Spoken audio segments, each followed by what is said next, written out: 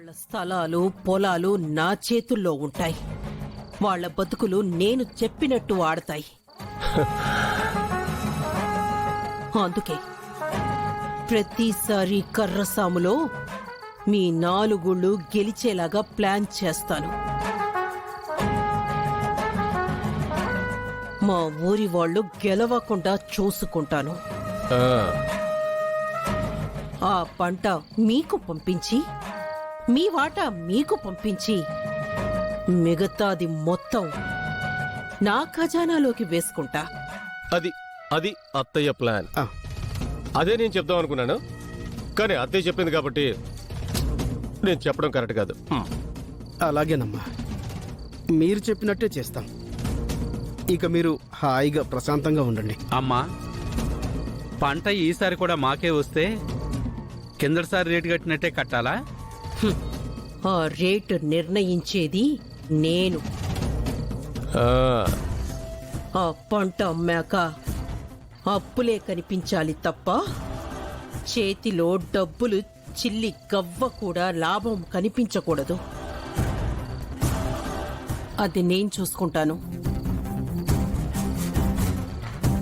మీరు కర్రసాములో గెలవడం చూసుకోండి.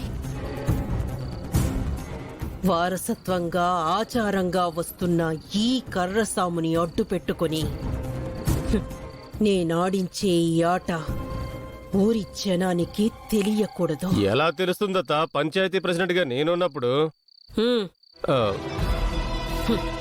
ఈ మధ్య నీకు సొంత ఆలోచనలు ఎక్కువయ్యాయని తెలుస్తోంది. ఈ ఊరిలో కొత్తగా వచ్చిన ఆ పిల్లాడిని నీ దగ్గర పనికి పెట్టుకున్నావని తెలుసు. ఆడి భార్యొచ్చి డబ్బులిచ్చి ఆడిని విడిపించుకుని వెళ్ళిందని తెలుసు. అన్నీ తెలుస్తున్నాయి. జాగ్రత్త. తప్పటడుగులేస్తే తల తీసేస్తాను.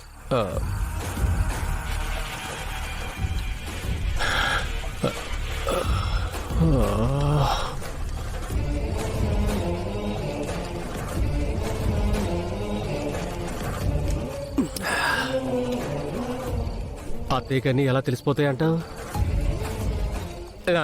ఇవన్నీ మామూలేలే.